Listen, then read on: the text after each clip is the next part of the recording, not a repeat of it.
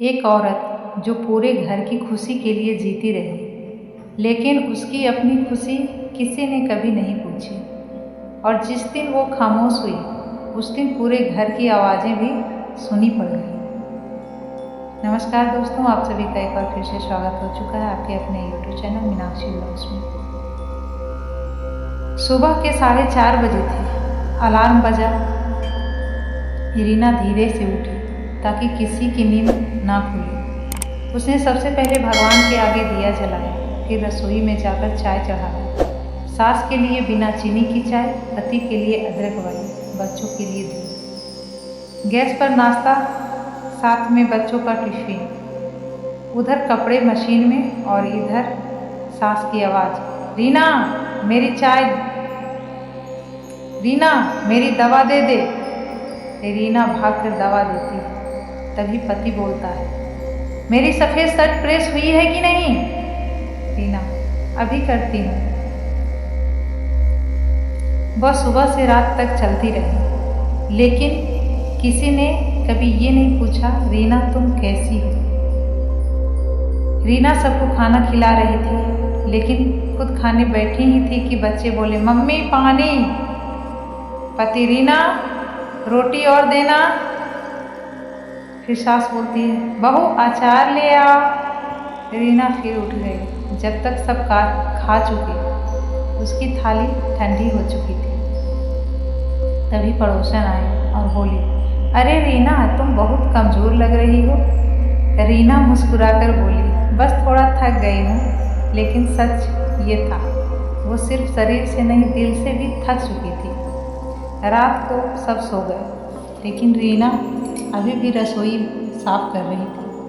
अचानक उसे चक्कर आया। वो दीवार पकड़कर बैठ गई। उसकी आंखों में आंसू थे, लेकिन आवाज़ नहीं। औरत रोती कम है क्योंकि उसे पता होता है उसके आंसू भी लोगों को डरावना लगेंगे।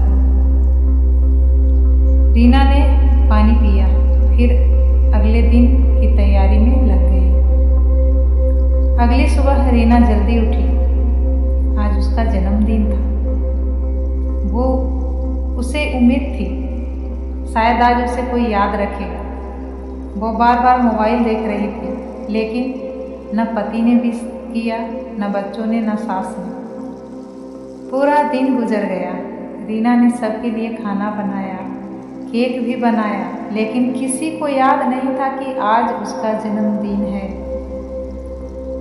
रात को उसने खुद ही भगवान के सामने दीपक जलाया और धीरे से बोली, हे भगवान, शायद मैं इस घर में सिर्फ काम करने के लिए ही हूँ। एक दिन पति के ऑफिस के दोस्त घर आए। रीना ने सबके लिए खाना बनाया। सब उसकी तारीफ कर रहे थे। भाभी जी बहुत अच्छा खाना बनाती हैं। लेकिन उसका पति हंसकर बोला, अरे घर में करती ही क्या है इसके अलावा? ये सुनकर रीना के हाथ रुक गए। उसने पहली बार महसूस किया कि उसकी मेहनत का कोई कीमत नहीं।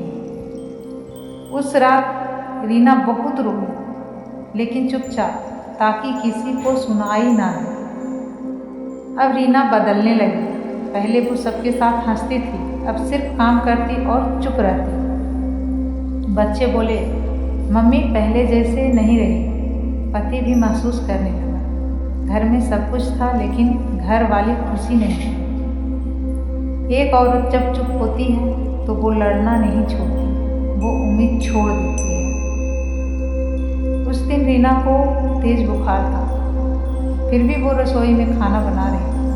अचानक उसका हाथ चल गया, लेकिन उसने आवाज़ नहीं की। कुछ देर बाद रीना बेहोश होकर ज़मीन पर गिर गई। सब घबरा गए। पति उसे अस्पताल लेकर भागा। डॉक्टर ने रिपोर्ट देखकर कहा, इसके भीतर से ज़्यादा इसका मन थक चुका है। इन्हें दवा से ज़्यादा प्यार और आराम की ज़रूरत है। ये सुनकर पति की आंखें भर आई।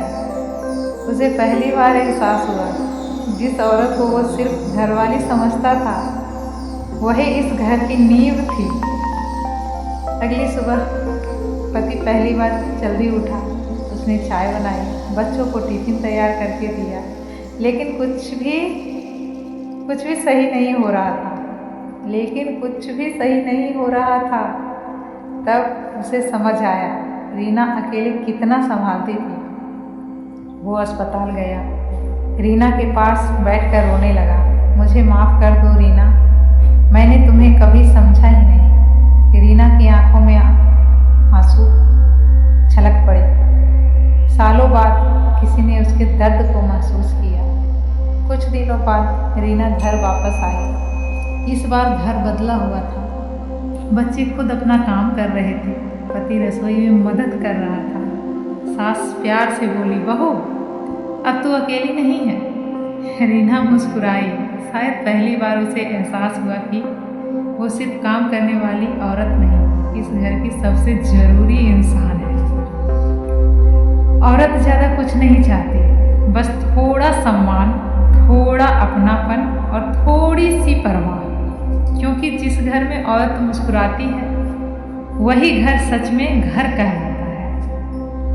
अगर इस कहानी ने आपका दिल छुआ हो तो वीडियो को लाइक और शेयर ज़रूर करें और ऐसे ही इमोशनल स्टोरीज़ के लिए चैनल को सब्सक्राइब करें। मिलते हैं अगले वीडियो में अगले कहानी के साथ। तब तक के लिए हर हर महादेव।